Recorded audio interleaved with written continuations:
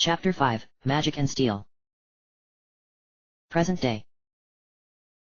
At 7:35 in the morning, Lumina's alarm buzzed. She reached over to her bedside table and flicked it off. Sunlight cascaded in from the windows and filled her room with its warmth.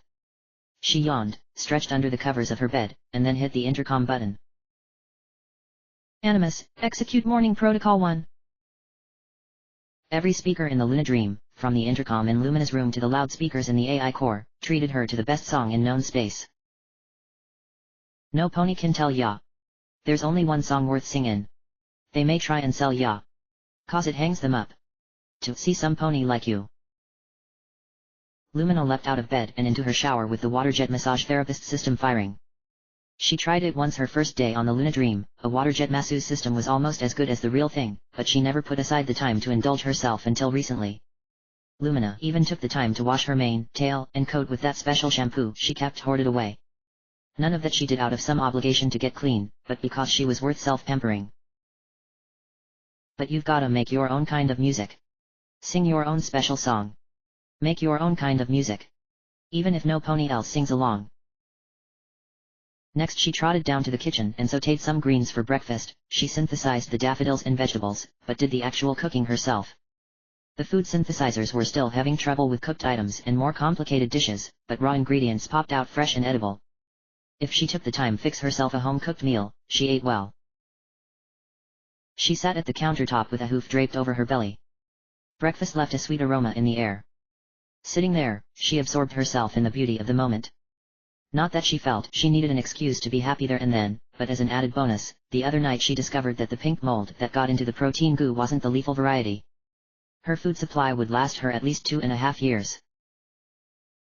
Over the past week, Lumina studied and meditated daily, and she also started treating herself better. With some advice from Luna Dream's databases, she put together a daily exercise plan. The morning after she started awakening to the magical world, Lumina figured out a way to science all the water on the ship away. She sealed herself in the atmospheric control center and depressurized the rest of the ship. All that water just boiled away, and the ship reintegrated it into the life support system as gas. That still left her with the task of repairing all the damage done, which she planned on using as a convenient excuse to redecorate the way she wanted. A stack of paint cans waited outside her room for her to repaint her walls every color of the rainbow. After breakfast, she scrubbed her dishes clean and left the pan hanging over the stove to dry. Lumina took out a datapad and accessed the record of an old scroll written by some pony named Star Swirl the Bearded, reviewed her lesson for the morning, and then plopped herself down in front of an east-facing window to meditate. Meditation wasn't necessary during the reign of Celestia, as attunement with the magical world was encouraged at an early age, but in a day and age when such thinking was discouraged, just picking up the most basic skills required a lot of work. Being a grown mare without a cutie mark didn't help much either. Despite all the effort her magical studies demanded, it got a little easier every day. A week ago, clearing her head and reaching any degree of attunement took her an hour, but just the other day she accomplished the same task in 20 minutes. Catchy lyrics floated around her head, but rather than shutting them out, Lumina observed them and the other stray thoughts drifting in and out of her conscious mind. The goal was to let her mind, and the magic pulsing through her, take her places. Not to control them. Sure enough, after a few minutes of work, an image of twilight sparkle flashed into her mind's eye. Her eyes were alive with more excitement than Lumina thought was possible. Then a door appeared, with light and mist pouring in from the edges. The magic flowing inside of her lurched, pulling her upward, and inducing a sensation of floating and weightlessness. When Lumina nudged the door open, the image of a library flashed into her head. Her eyes fluttered spontaneously, but never fully opened or shut.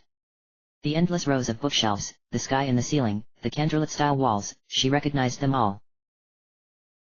Lumina opened her eyes and scrambled for her datapad. She went through all this before when she was just a filly and knew why she recognized the library. Lumina navigated the ship's database until she brought up a digital copy of the Elements of Harmony, a revised reference guide, and flipped to the last page. There it was, the library, just as she imagined it. Twilight, why have I seen this before? She flipped through the book searching for any mention or vague reference of it. What does this mean? I saw the library before when I was just a little filly. It was just a dream. I had it because I fell asleep looking at the last page. So what is it, Twilight? Is the library real, or not? She listened for the voice in her head but no pony answered her. so, she plopped down on the floor and closed her eyes and meditated as hard as possible. "Come on, Twilight, answer me," she said inside her own head. Nothing but her own worried thoughts met her. Before long she hopped out of her meditative stance and paced about the room. "Please, I need to know." She got up and hung her head. "Why did I see the library? What is going on?" Lumina closed her eyes and plopped down on her haunches. She tried meditating again, and she committed to the task. The smell of half-filtered air tingled at her nose, and the grated floor pinched and poked at her, but rather than succumbing to the sneeze building in her snout or the urge to adjust her seat, Lumina meditated through it and pushed the sensations aside. For the next hour Lumina sat with her eyes clenched shut and shouting mentally for Twilight for at least an hour without success. "I have done everything you ever asked," Lumina screamed at the ceiling. "Answer me. I know you can. Why won't you talk to me?" Shouting and kicking, Lumina hurled the datapad down the hall and beat her hooves against the wall. She whimpered, and collapsed to the floor. Her horn pinged against metal as she rested her sobbing face into the grating. She wanted to saw the worthless thing off. It would grow back in time, but at that moment nothing pleased her more than the thought of ridding it from her body. She jammed her horn into a hole in the grated floor and twisted her head sideways. She hissed in pain and gave in before even denting it. Lumina took a moment to prepare for the pain and then pulled, yanked, and threw her entire body weight against it. Not matter how hard she tried, her horn stayed rooted to her head. "It's not real." Lumina pulled her head out of the floor and wiped her nose and eyes. "None of it was ever real. I made it all up." A siren screeched through the bowels of the ship. It was the proximity alarm. Her friend, the centipede, developed a routine of stalking her. Every day at 8 o'clock a.m. and 10:55 p.m., it slithered up to the ship, tested the hull with some kind of probe, and retreated back down the hole to the alien ruins. Lumina didn't care enough to do anything about it, and that machine wouldn't do anything more than prod the hull anyway, so she just stayed put and sobbed into the floor. Another alarm sounded, and that time the lighting switched to a harsh red. This was new. "Warning. Hull breach detected on Section A Deck 4. Said Animus. Emergency bulkheads in place. Warning. Intruder alert. Intruder alert." Blood rushed to Lumina's head and her heart burned with adrenaline. The centipede scared her. It was big, quick, and had a face full of metal teeth. But the worst part about it wasn't the way it looked, it was how it always knew exactly where she was, and how it liked to slither up to the windows and peep in on her like a voyeur. If it was on the ship it was coming after her. Lumina charged up to her bedroom. She usually kept her stake gun on her, but she ended up leaving it under her pillow this morning. "Animus, where's the intruder?" Lumina nearly lost her footing and slid into a wall as she rounded the corner to her room. "Please restate your command," said Animus. "Locate intruder.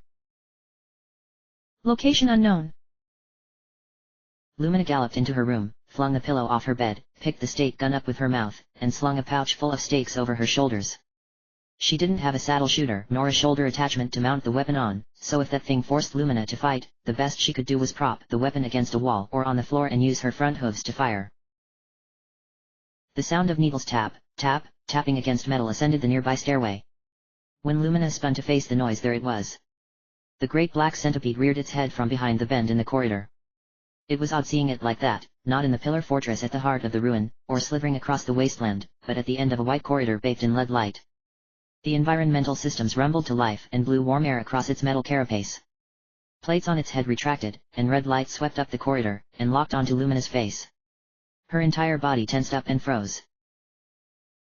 Between her and the centipede was a hyperlift. Her room was a dead end, but if she got into the lift... Without turning her head away from it, her eyes forward and fixed on its red eye, she wrapped a hoof around her stake gun, and reached for a stake with her mouth. Lips and teeth clamped over metal, she freed a stake from her pouch and loaded it into the magazine. She never let her eyes turn away from the centipede.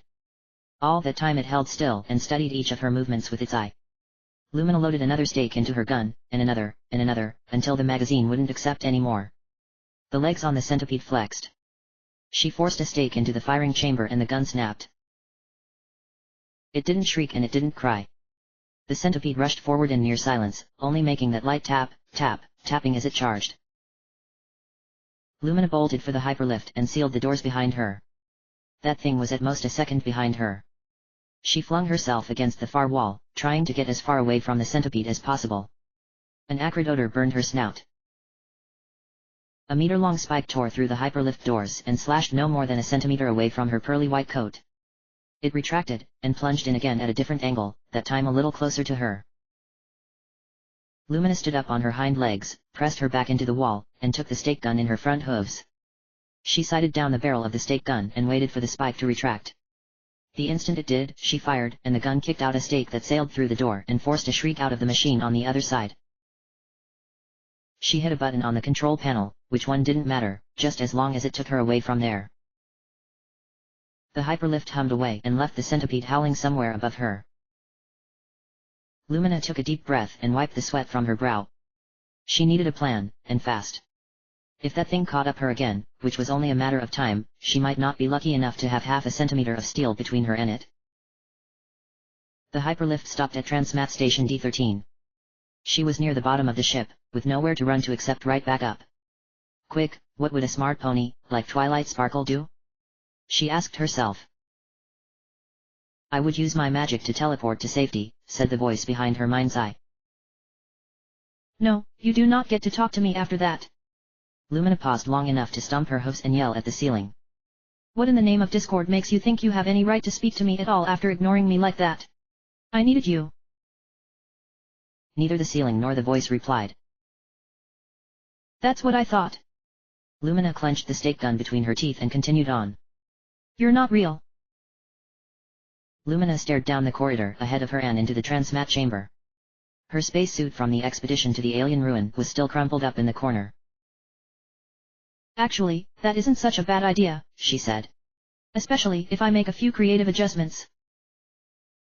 Dashing into the transmat chamber, Lumina launched herself over the computer terminal and began rewriting her emergency transmat program. Lumina rushed over to her spacesuit and ripped the transponder from the fabric. She then attached it to a stake and loaded it into her gun. Wait, no. You can't kill it. The little voice broke through to her, and Lumina shoved it aside.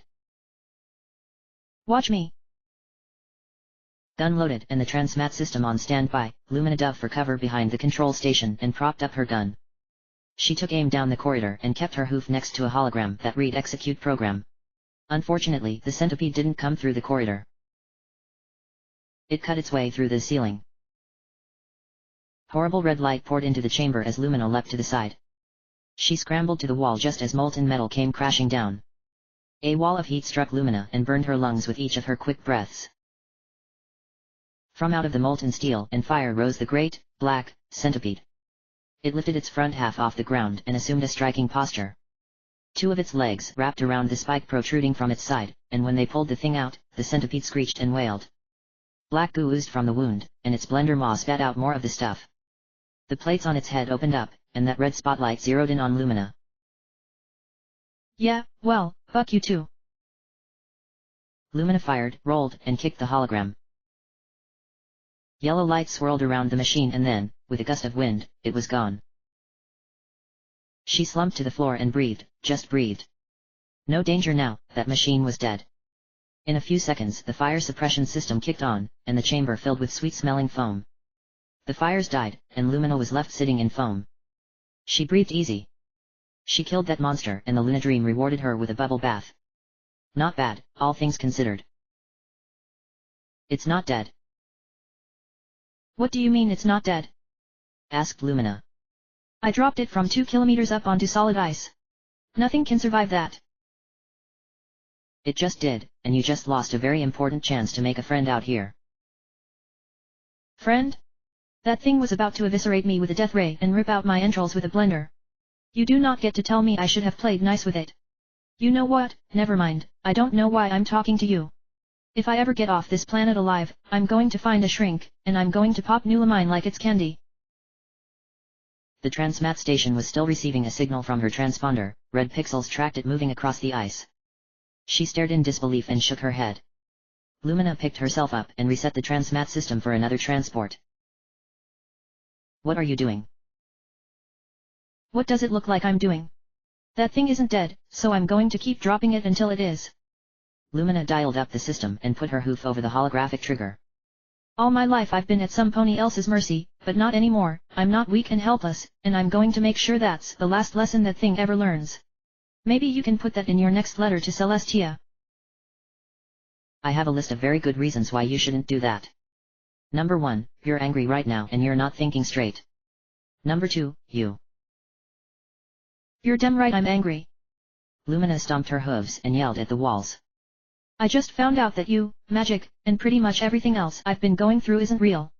It was a waste of time. Lumina breathed deep, in and out, then collapsed back into the foam. She buried her face in her hooves and slipped deeper into the foam. Several minutes passed, and during that entire time she stared ahead at a wall and listened to the bubbles around her pop. What am I doing, Twilight? Asked Lumina. I don't know what I'm doing or why I'm so angry. I don't know if magic is real, or if I'm still crazy. I'm back to square one. Regardless of whatever's been happening to me, it's like I don't have any calluses around my heart anymore, and all this anger in me is bubbling up to the surface, and I don't know where it's coming from. I'm more unstable now than ever before. Lumina curled up on herself. I thought I was changing, but just look at me now. It's like any headway I make has to be done by taking 2 steps forward and 1 step back. I'm just frustrated with it all. You're using your heart and your horn much more than before. You'll never get those calluses back, so you'll have to be more forgiving and patient with yourself. No pony is asking you to change overnight. As for that anger, why don't you just let it all out? You know, like you did with so much of your other baggage? I want to. But I don't know if I can. She never finished that sentence. Why am I even talking to you? You're about as real as the library. What about all you've learned about trusting yourself? Is that what your gut is telling you now, that nothing you've experienced is real? With a muffled bang, a steel beam from the floor above her slipped down into the foam. Lumina got back on her hooves, shook the foam from her mane, and dragged herself out of the transmat station carrying the stake gun in her mouth. Spare me the lecture, Twilight, I have a ship to inspect, she said with the gun between her teeth. I need to make sure Blenderface didn't cut through anything important. Over the course of the morning, Lumina tracked the centipede's trail down corridors, up staircases, and through circular holes in the walls. It wasn't on board the Luna Dream for more than 10 minutes, but the damage it caused was extensive. At one point it cut a path through one of the sick bays, out to the corridor on the other side, past the movie theater, and straight into a hyperlift tube in the wall.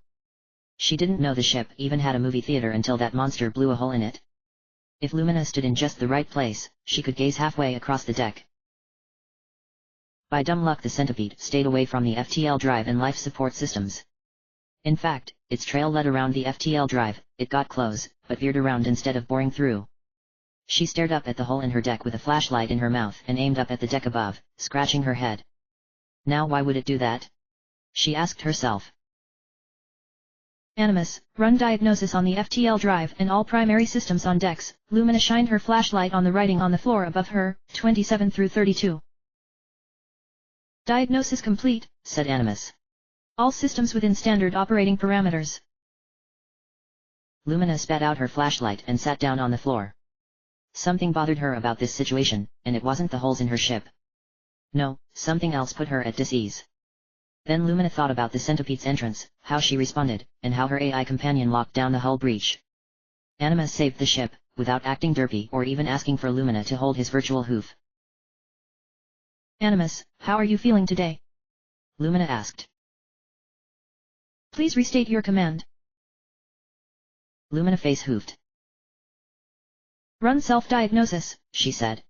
And a full analysis on your CPU usage. I'd like to know what you're using all your processing power on.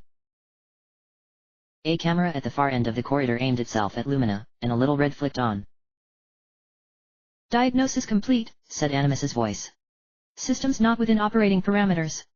CPU usage at 57%. Okay, wow. Lumina stood up and glanced around for the nearest hyperlift. I'm going to the AI core to take a look at you myself, in the meantime just go into sleep mode, okay? Every flavor of AI experienced critical system failure at around 50% CPU usage. Lumina wasn't an expert on computer science, but the company's technicians warned her about the damage a crash would do to an AI. At any moment Animus might crash, and any vestige of her friend would die. Lumina hurried to the nearest hyperlift and rode it up to the break in the tube, then continued on hoof through the darkness. Once at the AI core, she climbed down to Animus's processor carrying her crowbar in her mouth. Lumina placed her hoof on a panel next to the hard drives to unlock the holographic command console and coerced it from the wall with the crowbar. Arcane files and high-level command language barraged the holographic screen. Lumina didn't know what she was doing, that was all gibberish to her, but with each passing second she risked losing him permanently, and for that reason alone she ventured into one of his programs. Up popped an image of a white unicorn with a disheveled mane, and a smile that only a happy reader could wear. She sat with her legs tucked under her on a couch with a virtual book hovering next to her face. Well, that's me. Lumina looked down at the timestamp. It was dated the 4th of planting season, 10,056. One day before Luna Dream crashed. Animus, have you been thinking about my outburst at you? The recording zoomed in on Lumina's face, superimposed a grid over her, and then panned over to her tail. The icon of a pony, with a happy face popped at the bottom right. Additional programs were gathering, analyzing, and running data on everything from body language to vital signs. Lumina, may I ask you a question? A recording of Animus's voice played. Go ahead. The recording of Lumina turned the page of her virtual book. Lumina watched the scene play out, right up till when she snapped at Animus, and the icon at the bottom switched to an angry face. She backed out of the recording before the rest of the scene unfolded. She brushed her mane behind her ears, and brought up one of the programs running an analysis of the recording. A holographic window opened, and there she found the same recording of her snapping at Animus, only this time a recording from the day Lumina met Animus ran side by side. The hologram showed a black and white image of her lounging on her stomach and staring at the ceiling. This program was comparing the two and searching for similarities. By now, most subjects develop resentment toward the AI, but not her, said an off-screen voice. They actually get along, they have synergy. We need to put Lumina and Animus on a ship together. Lumina backed out and snooped in on another program. By the looks of it, this one was comparing body temperature readings from the recording of her outburst, to heat data collected from another memory. The video was nothing more than a series of flashing numbers, but the audio played clear. What about me? Animus's voice asked. I am a part of the ship. I am unable to quit. It was just a thought, said Lumina. I'm not leaving you behind, not now and not ever. You're one of the few friends I have left. I'm not losing you. That file wasn't very old at all, it was from their last assignment. Lumina exited the program and found 100 more running similar comparisons on her outbursts to other memories. Problem was that his crappy backup CPU couldn't handle it all.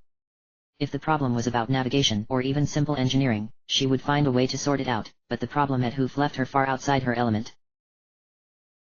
I know a way you can save him. Twilight's voice intruded on Lumina's thoughts. I know you might not want to hear it right now, but magic can help you.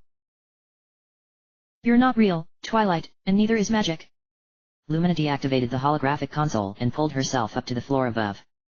As she climbed up, Lumina caught a whiff of herself. All that dried foam in her coat smelled like antifreeze. I need a real solution. If magic isn't real, then why do you keep inviting it in? The voice was accompanied by a tingling in Lumina's horn. Have you given what I suggested earlier any more thought? I really don't have time for this, said Lumina. Please just, I don't know, leave me alone so I can figure out how to fix Animus. I can't deal with you right now. There's some pony here who wants to speak with you, and she knows a way to save your friend, Twilight said. Why not just hear what she has to say? The worst thing that could possibly happen is that it doesn't work, and you waste a little bit of time. Last time I checked you have plenty of that. Lumina stopped, closed her eyes, and focused. Why didn't you tell me about this sooner? Either you're just a part of my imagination, and I'm making it all up as I go along, or you are real, and you knew this entire time and didn't tell me. Either way, I have no reason to talk with you right now. We are aware of him just as we are aware of you. You've been going through a lot of changes, and I didn't tell you about him because in order to save him you're going to need to come here first. We weren't sure if you're ready for this until now. My father was right, you're not my friend. She spat out the words. Leave me alone. You want to know if magic is real and if the changes you've been experiencing are real? Then ask yourself the only question that matters, do you feel different? Real or not, magic has impacted my life, I won't deny that. Lumina paced up and down the AI core and spoke at the ceiling. Now, do you still trust yourself? What is your gut telling you now? Part of Lumina yearned to kick the wall behind her, or break something delicate, but instead she counted to 3 and regrouped. Lumina sighed and shut her eyes. Either this is the best decision I've ever made, or the worst. Okay, what do I have to do? First you got to find some place cozy and clear your head. That's the easy part. Lumina circled around the AI core, sat down, and adopted her mother's meditating position. The whole thing was a waste of her time. She closed her eyes and cleared her head, including that last thought. No more than a few moments into her trance and magic started flowing in. It swirled around inside her before jolting sideways, then it corrected its path and shot up her head and out of her body. Lumina buzzed with energy. This part is a little tricky. All you have to do is trust your instincts and follow the current. Sounds easy. I haven't gotten to the hard part yet. You're going to have to let go of everything. Your body, your desires, and your anger. You'll have to let go of them all. Lumina let her mind move in the direction of the magic, and soon after she started floating up and up.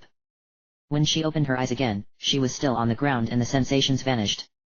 She closed her eyes again and let herself experience floating. Intense vibrations joined with the floating, and in seconds every part of Lumina trembled at a new frequency.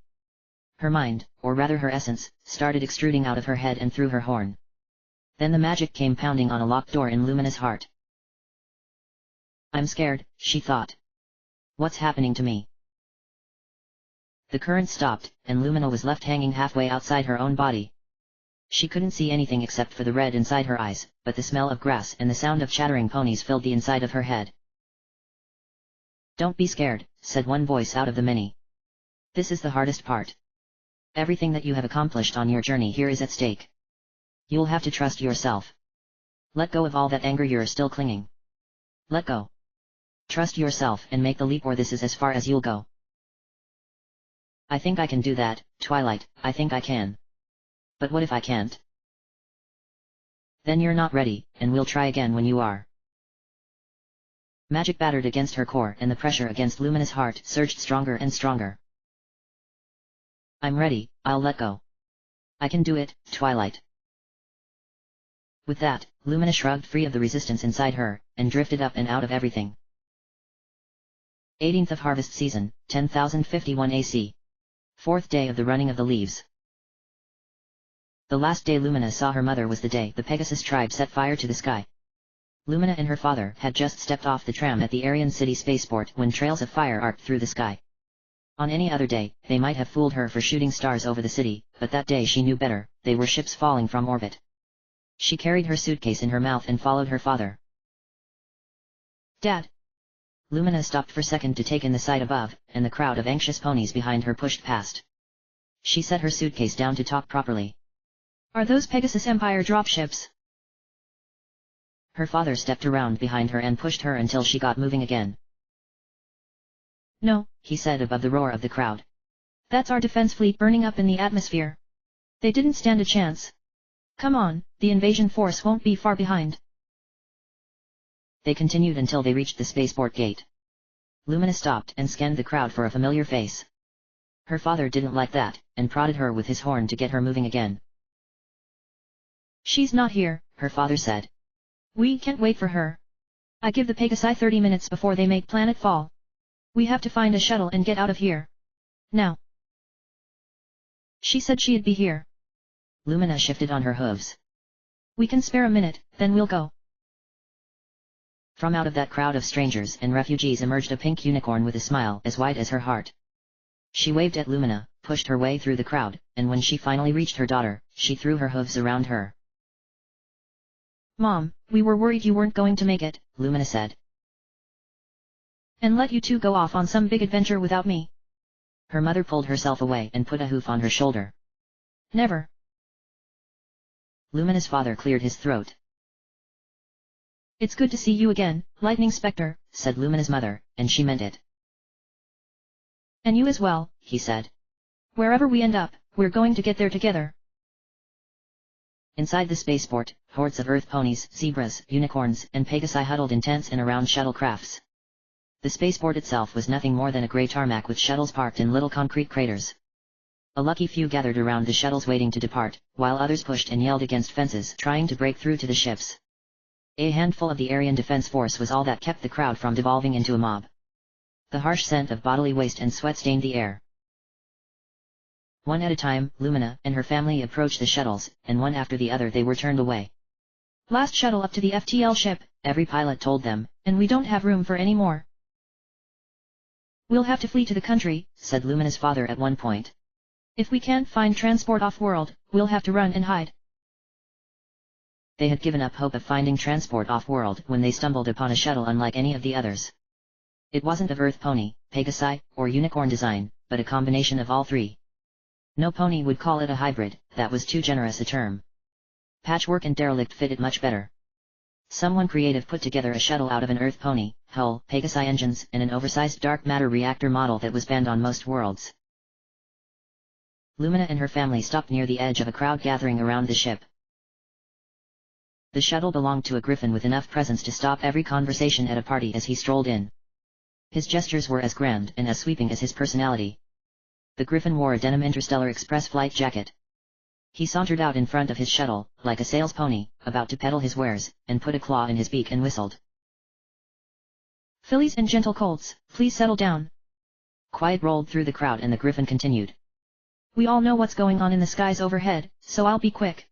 The Pegasi are closing in and, according to Interstellar Express policy, we have about 40 minutes before all FTL ships break orbit. They aren't going to send down any more shuttles. There's only one boat with shuttles still planet-side, and that's mine, the great and powerful IEC Ursa Minor. The ponies gathered around the shuttle kicked and fought to break down the fence between them and the griffin. Wow, hold your horses. He whistled again and the crowd backed down. I can't have a bunch of trigger-happy ponies all over my ship. There just isn't enough room, and frankly it's a little too stressful for my AI companion and me to deal with. So if you even think of trying to overrun my little shuttlecraft, I'll take off and leave you all sucking on my engine fumes. At that, the griffin started pointing at ponies near the front. You're in, he said to each. As he picked them, the ponies organized themselves near the gate, and one at a time the soldiers ushered them through. We're not going to get on that ship, said Lumina's father. He's only taking those near the fence. If we want to get off-world, we'll need to get close enough for him to see our faces. Lumina's father pushed and shoved his way through the crowd. She followed, and her mother stayed less than a tail length behind her. They cut through an Earth pony, family, 2 parents and 3 foals just old enough to walk. When they reached the fence, Lumina's father threw himself against the metal and thrashed his hooves until the chain links rattled. Hey, over here. Lumina's father banged against the fence as the griffin walked by, but he waved him off without even looking in his direction. Can you take 3 more? We need to get off-world. Anywhere but here. You and everyone and their grandmother, said the griffin. I don't have the spare weight for any more. Sorry, I can't take you. Lumina and her mother joined her father at the fence. The griffin stood up on his box, whistled, and addressed the crowd one last time. Listen up, he said. My AI friend overestimated how many I could fit aboard my tiny craft. I told her to run the numbers twice, but what can I say, if machines could really think, where would we be?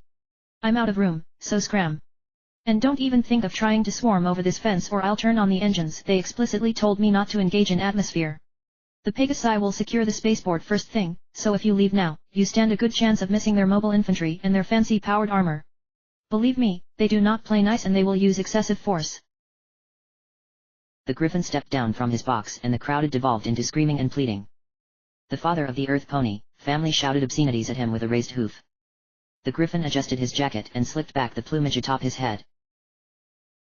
Please, I'm a scientist. Lumina's father rattled the chain link fence as the griffin retreated toward his shuttle. If the Pegasi capture me, they will force engineering secrets out of me any way they can. I dare not imagine the things they will do to my family in order to get to me.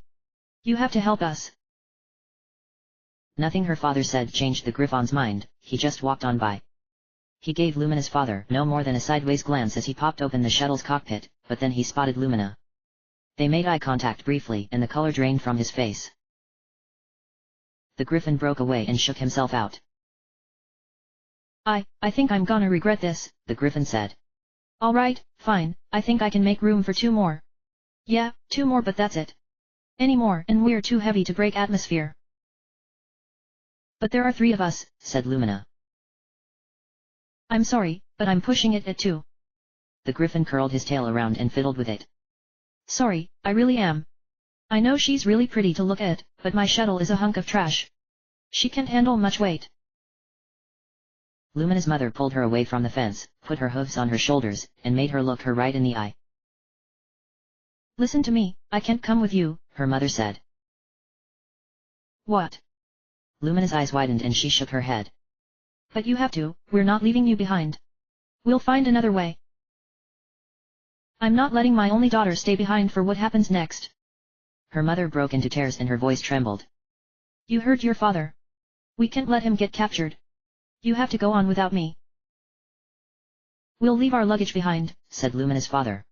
We'll get the pilot to lighten up his ship. I can find a way to get you aboard, watch me. You're coming with us. We both know what's in those saddlebags of yours, Lightning. Lumina's mother put her front hoofs back on the ground and addressed the father of her daughter. We can't let them get their hoofs on you, or what you're carrying in there. You have to go. I'll be fine. Lumina buried her face in her mother's mane. She fought back tears, and they never came. Part of her didn't believe what was happening, while another part resorted to walling off the emotion. The mare reached a hoof around her daughter and held her close. I'm going to see you again, and I don't care how long it takes, said Lumina. I'll come back for you. I love you more than anything else. Her mother backed away. But I don't want my one and only daughter obsessing over something she doesn't have any control over. Make a life for yourself out there. Now go. You have to get out of here while you still can. In a hyper-real daze, Lumina's father dragged her away from her mother by the tail. Fireballs cut through the cloud cover and descend toward the city. That wasn't debris, the angle and speed was completely different. Her father nudged her toward the gate, and the guards let them through. The griffin ushered her inside the shuttle, but her father stopped to say something to her mother. She never heard what he said, and she never asked. Her mother let out a little laugh, and waved him off with tears in her eyes. Not a minute after Lumina's father stepped on board, the engines fired and the craft peeled away into the sky roaring. Her mother shrank and shrank on the receding tarmac. She kept her eyes on the window until her mother vanished in the concrete, then she fell to floor and sniffled. The inside of the shuttlecraft smelled like some pony threw up in the corner, but she didn't care about anything around her. Lumina's father put a hoof on her shoulders to comfort her, but she shrugged it off. After a few minutes, the roar of the engines faded into silence, and when Lumina looked out the window again, all she saw was darkness, and a plain of white and blue stretching out below her. They said the sky was full of ships, but Lumina didn't even see the FTL ship as the shuttle pulled up alongside it and docked. A hatch at the far end of the shuttle hissed open to let the crowd of refugees and their griffin pilot step through to the ship. Any other hour of any other day, the very idea of trotting onto a gleaming white interstellar spaceship would have filled Lumina with awe. After today, she kept her eyes focused on the floor and just followed the crowd to a cargo hold. Their new home for the next few weeks. Over 2,000 ponies shared 5 cargo holds, each roughly the size of the gymnasium at Lumina's school. 10,000 more filled the ships clinging to the Ursa Minor's hull, but Lumina never heard nor saw any of them. Ponies from every social class and every tribe were huddled around cots spread throughout the chamber. There was a single food synthesizer tucked into a corner to serve every pony there and ponies occupying the hold next to them. A few of the larger families claimed the empty cargo containers in the corner and converted them into temporary houses. Every pony else lived in tents or on cots out in the open. Neither Lumina nor her father thought to pack a tent, so they claimed 2 cots beside each other in the open. At least no pony had peed or puked in it yet, but with a couple hundred ponies sharing such a small space, it wouldn't be long before it reeked. Near their territory, a blue unicorn with a worried expression unfitting of her bright blue coat and cyan mane questioned an earth pony couple. She had strapped a signboard to her with the picture of a grinning earth pony, standing in front of the fountains of Arian. A caption beneath it read, "Have you seen this stallion? He said he would be on the last shuttle up," she said. "He has to be here." Lumina watched the unicorn until she gave up, and trotted over to a group of zebras to try again.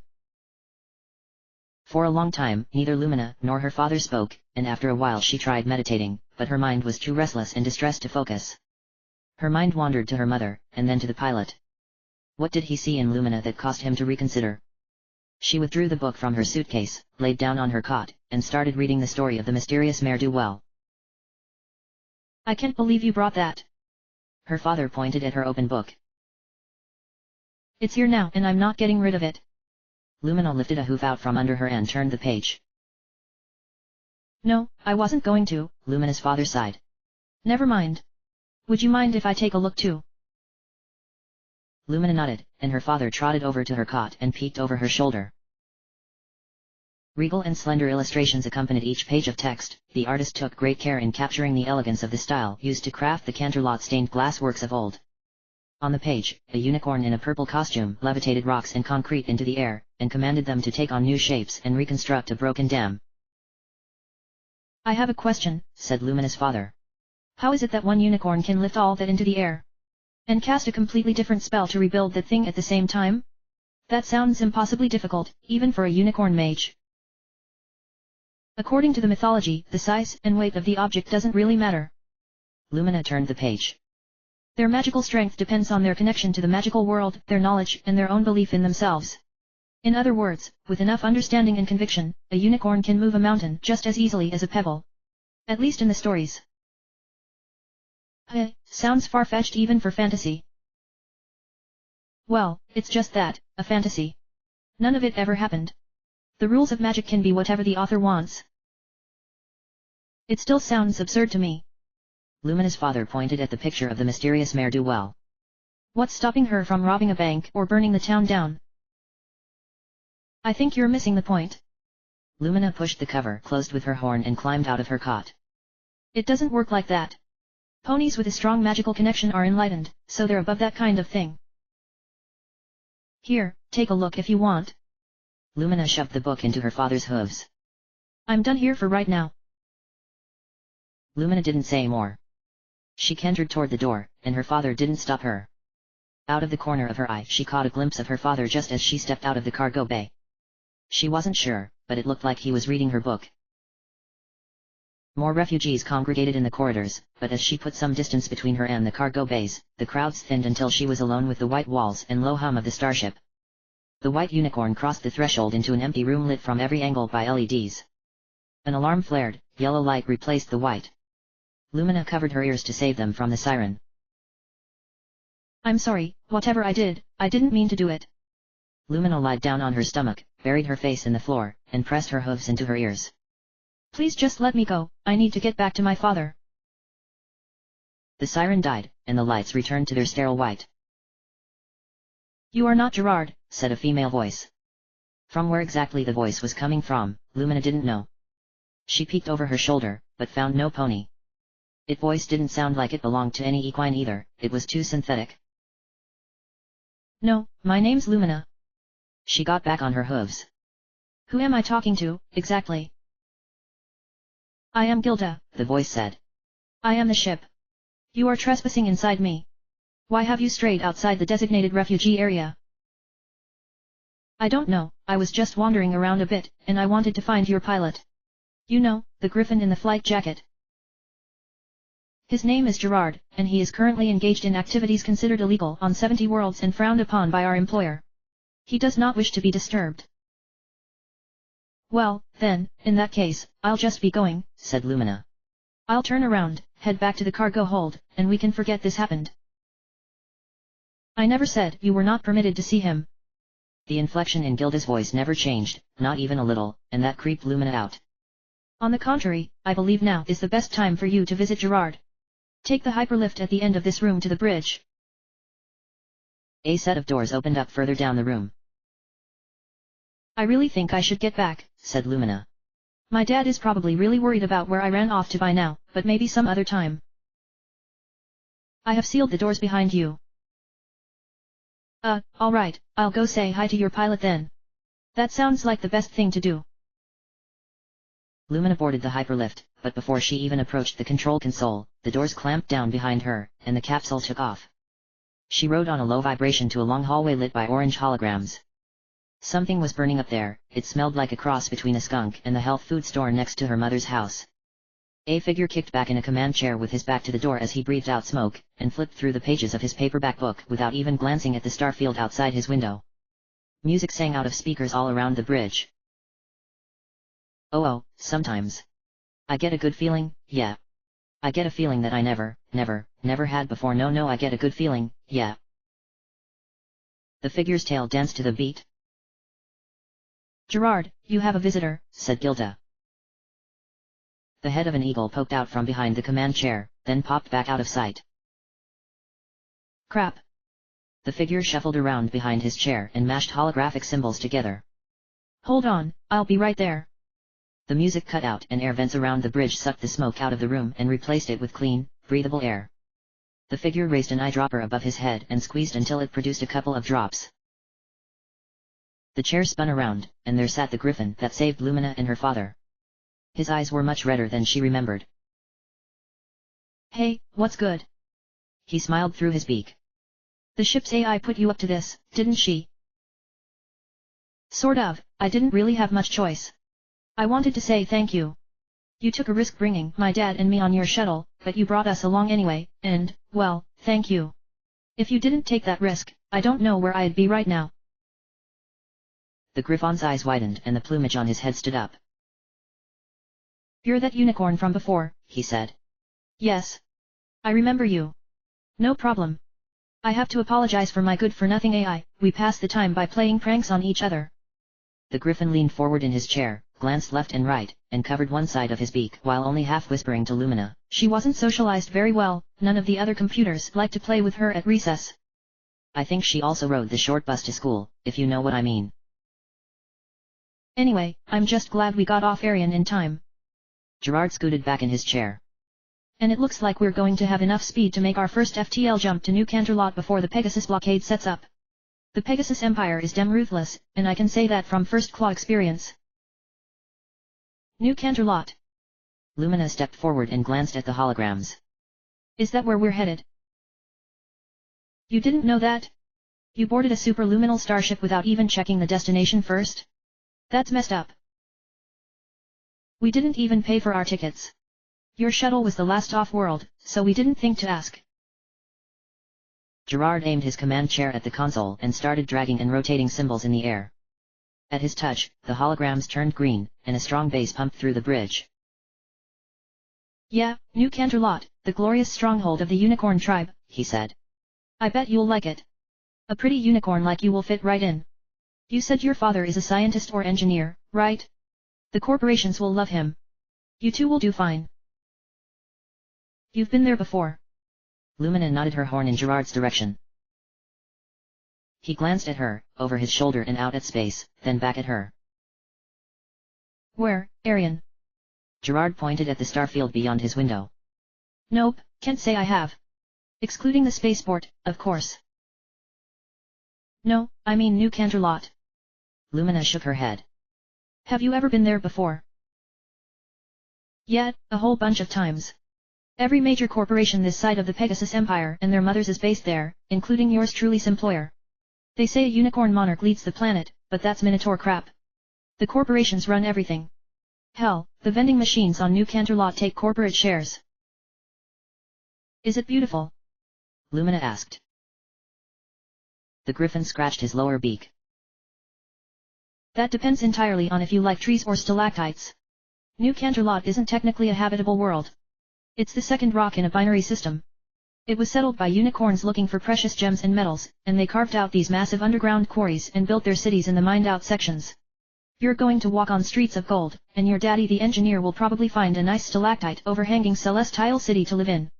You're never going to see the sky again, not unless you get a ride off-world. And next time, they will make you pay a small fortune for the privilege.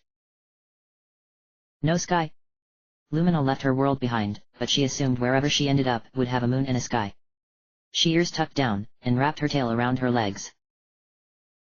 I didn't know I was leaving the sky behind, she whispered.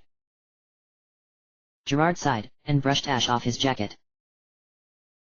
When I was younger than you, the Pegasus tribe invaded my world, forcing me, my parents, and about 4 million other griffins to flee to the stars. Gerard's eyes lost themselves a spinning hologram to his left, but after a moment he locked them on Lumina. We ended up colonizing a rock just outside of the Sirius system. I thought I'd never see the sky again. There was no way I could afford to get a ship to ferry me away from there. But I was like, I'm not going to spend my entire life pulling heavy metals out of caves. So I started looking for a way out. What did you do? Lumina's ears perked up a little. I became a pilot for the Interstellar Express first chance I got, and I never looked back. Gerard leaned back in his command chair. If you want to see the sky over Arian again, the Interstellar Express can make it happen. For the first time in what felt like ages, Lumina's eyes lit up and her lips turned up in a slight smile. I wanted to ask you something, Gerard, Lumina said. Shoot. Why did you change your mind and decide to take my father and me? Oh, boy, I'm not sure how to answer that one. He scratched his head and thought for a moment. It's like this, you know how Pony, society props science and everything left-brained up on a pedestal? Us Griffins didn't. We believed that everything living was magical. I was taught to always listen to my gut and to use my instincts. Sounds really cool, said Lumina. Gerard's eyes narrowed. If medicine that doesn't work, a dirt-poor economy, and almost no army to defend the planet when the Pegasus Empire attacked sounds cool, I guess it was pretty cool. I know this must sound like superstitious Minotaur crap, said Gerard. But when I saw you, I got this feeling like I was doing something wrong. It was like you were supposed to be on that shuttle, like staying on Arian wasn't in your horoscope and it was my job to get you out of there. In a way I was greedy, cause if I hadn't taken you along I knew I'd pay the price in bad karma for the rest of my life. Lumina pinched her eyebrows together, she didn't really know what to think of that, except to ask more questions. How am I more important than any of those ponies that got left behind? I don't know. Gerard threw his claws up. Maybe you're supposed to do something really great, like build a bridge, or bring peace back to the galaxy. Maybe you're an element of harmony, if you believe in that kind of thing. Or maybe I have it all wrong, and I just owed you some good karma and this was my way of paying my debt. I don't know. All I know is that whatever you're supposed to do, you wouldn't accomplish it on Arian.